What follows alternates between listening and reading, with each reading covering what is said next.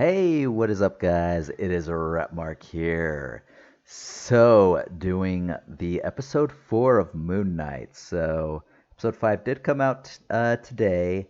We'll be doing that. It will be uploaded tomorrow sometime, is my plan. I've had a few things come up, so that's why uploads kind of slowed down there for a couple of days.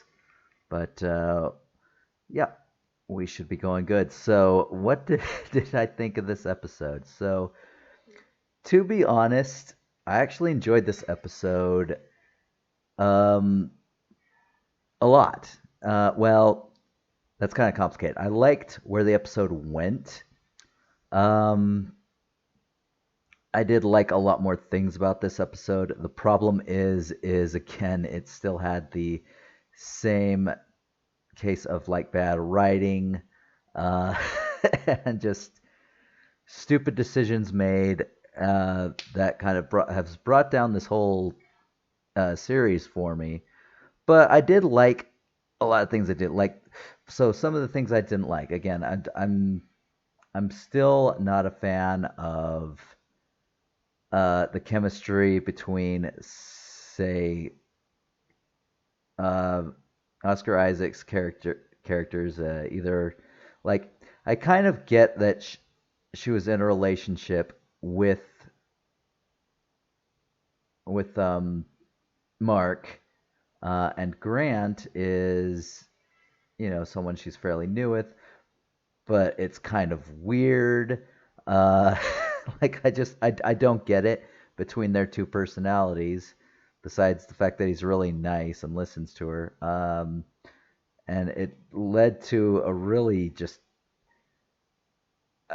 it was a super awkward kiss. Like looking at that kiss on screen, it literally looked like a bunch of kids' first kiss in high school when you like don't know what you're doing, but you kind of just go with it and you think you're doing a good job. It just looked really awkward, and there was no hiding it. It just looked. It did not look like an emotional kiss. It looked like a kiss that a high schooler would do to his first girlfriend or something. It it just didn't work. The chemistry, I just don't feel it. Um, I do like still the okay. Well, let's stick on what I don't like. So I still don't like the gods as they're written here. All powerful, all knowing, and now I kind of have a different perspective on it. Like before, I was just like, you just sound really arrogant, stupid, not aware of what's going on. But then it's like when they capture Conchu, uh, they all get together, they entrap him in a statue, and then they put him in a wall where there's other imprisoned gods, and there's a lot of them. And Amet is not in there. We find her later. I'll get into that in a bit. But again, where's the threat? Like, it seems like they've literally wrote themselves into a conundrum here because where's the threat of Amet if they can just do this to her? I mean, they've imprisoned her before, and it doesn't seem like it's that hard to imprison a god, to be honest. It's so I don't know. I hopefully they can find a justifiable like explanation for this, like why there's actually stakes here, why there's actually a threat, because I mean with the logic of this series going as it is, the stakes are totally gone. Like there is no threat. As soon as he releases her, she's imprisoned again. So I don't know. I don't know. We'll find out, and hopefully they can figure out a way to do that. I still love the locations. Like I love the whole Egyptian thing. There's this a tomb, and so now going into the parts that do I want? No, no. There were still a couple things I didn't like. So I most of the characters I don't like. Harrow is starting to grow on me. I mean, the way he's written is still bad. His writing is not the best.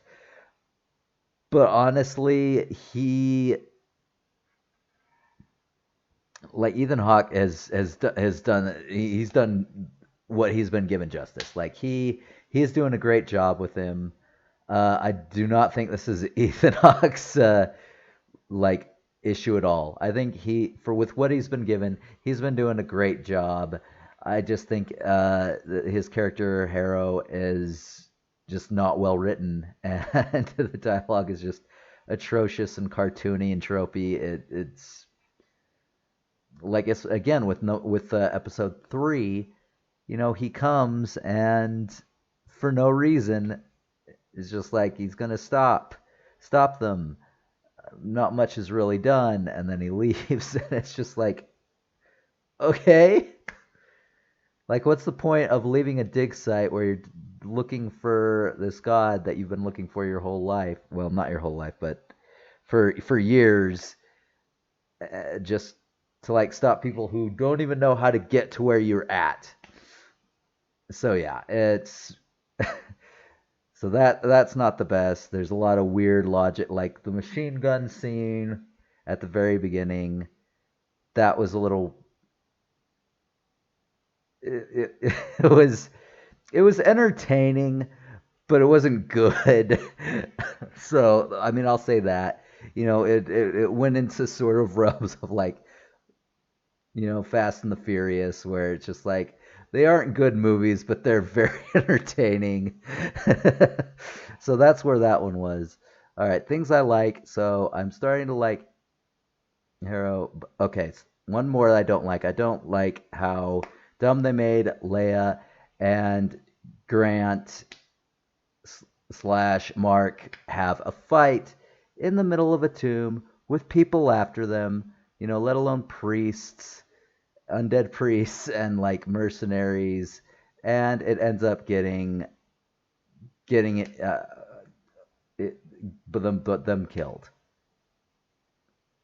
And it's just like, what was the point of this? Like, so again, it shows like her running into Harrow and him revealing that he was the one who killed his her father, and then he kind of gets into it. It's just like it wasn't him that killed him. It was his partner who got greedy and killed everyone at the dig site, including Mark. So yeah, there's that.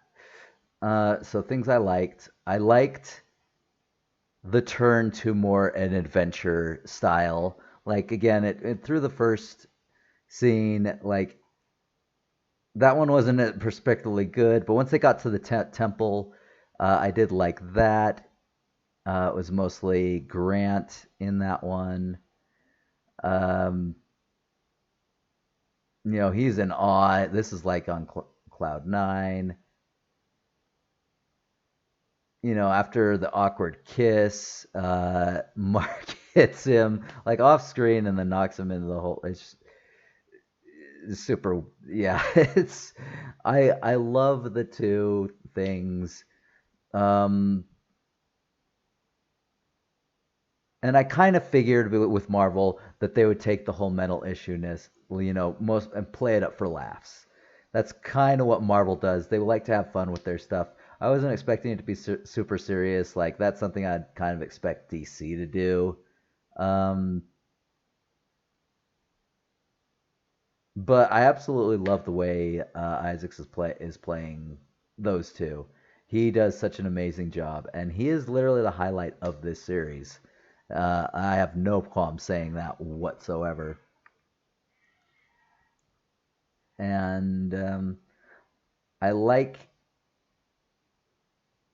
I wish there was more Moon Knight. Like this seems to be a weird thing in a lot of shows that I've seen. You know, from Boba Fett to like Halo to this. It's just like people not in uniform doing what we expect them to be. And it detracts from the character, I think, especially when you essentially turn your character into a side character in their own show. And he definitely isn't a side character. I'll say this. Isaacs again makes him stand out, so he is definitely a main character, but I wish there was more Moon Knight. This is I don't even know what this is, and from what I've read, like there's not going to be a season 2. Uh, we don't even know how this ties in. If there's going to be an end credit scene that ties into something or not. Just that he didn't want to get locked into being a Marvel character, and I mean I get it, but overall, what I would say to Disney is if you're going to create more of these, because it looks like they're going to create more of these one-offs, uh, you need better writers. You need to do better. I mean, I'm glad they had good length on these episodes, but the problem was it was so interspersed with like just bad writing and bad character decisions, and the action just hasn't been here in this series so far for me. And we're in episode 4. We got 2 left. So yeah, I'm not. I'm hoping that they can figure out what they're doing, but yeah, I wish they had played up more of the adventure, the sort of. And I'll say, the Mummy with Brendan Fraser. I love that movie. It is absolutely one of my favorite movies of all times. Um, and I liked it when they played that up a bit, but I don't think they did it to the extent that I wanted them to do it. And yeah, so the way I felt about this is again, I felt that there were a lot of things I liked about this episode, but there were a lot of the same things that have brought other episodes down that really plagued this one. Like I was debating giving this a 7, but I have to give this a 6. I have to give this a 6 out of 10 because as much as I liked the parts that I liked, it has so far done nothing to relieve the parts that I did not. And then the last good thing was, at the very end, that they're dead, and it's in a hospital. Everyone who they interacted with is at this hospital, um, and what's going on. Like they're dead, but I mean, there's that slight, and some people might even be just like, was it all real? Was it all fake? But no, I mean, it's established fairly quickly that it's very, very real. Um, and then at the end, you get this hippopotamus goddess. And it was the best thing ever because the two of them, because it's in their mind, they are completely separate entities, and so Tarawet is the goddess's name. Uh, she, they open a door. There she is. She's just like, "Hey," and they both scream. And it was great. Like I like that end scene, the whole hospital like psychological scene. That's the kind of stuff that like I actually enjoyed that. Um, but yeah, just but I mean, it wasn't enough. It was almost enough to get it to a 7. And this series has kind of been a little bit low. I mean, not the lowest. It's been like, okay, let's see what happens next. I mean, I'm can't say I'm really excited at this point. Like we're almost at the last episode. I mean, I watched episode 5 tonight, and then I release the review tomorrow. So, I mean, yeah, I'm curious because next week, and I'll finally actually do it on time, is the episode 6, where it's just like, how is this all going to end? Because it's a one-off, and it's so far been a very mediocre one at best. So anyway, uh, but yeah, episode 1 was 6, episode 2 was 6, episode 3 was 5. I should have given it a 4. 3 was really bad. 3 was bad. I was not impressed with it. um, but yeah, this one again, it almost made it to a 7. They just didn't play up the bits and take out the bit. They didn't play up the bits that I really liked, and they didn't do anything to really fix the bits that I didn't like, which was the big problem. Nonetheless, I didn't think it was bad. I just I wanted more. I wanted more from it. It's above average. So yeah, again, 10 out of 5. I'm really hoping they can put it together because again, I'm just like, how is this going to end? Khonshu is imprisoned. Ahmet is about to be released. But I mean, she can be imprisoned right away anyway. Like, what are the stakes? I like where they found Ahmet's whatever they call it.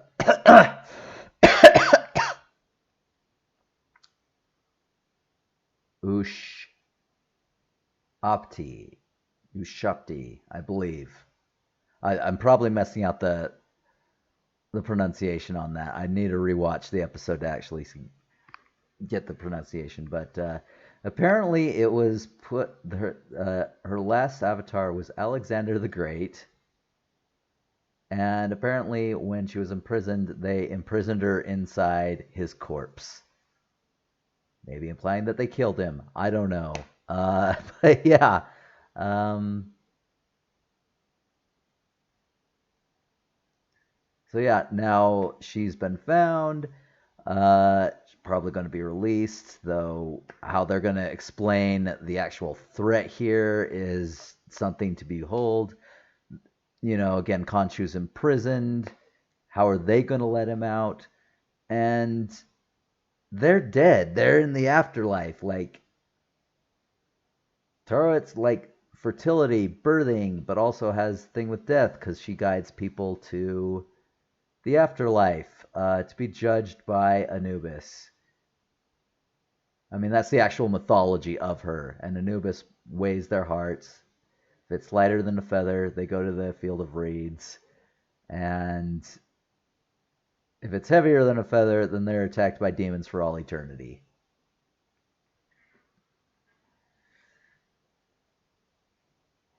In the duet. So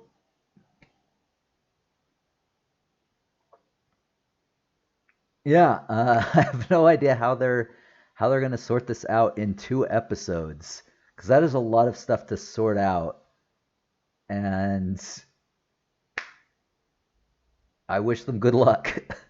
But yeah, this one I wanted to give it a 7, but again, they have to fix some of the things that pissed me off, and there were a lot that they just came back with a vengeance. So all the stuff that I liked, I did like, and it did boost it up. But then a lot of the stuff that I didn't like was still replayed, and yeah.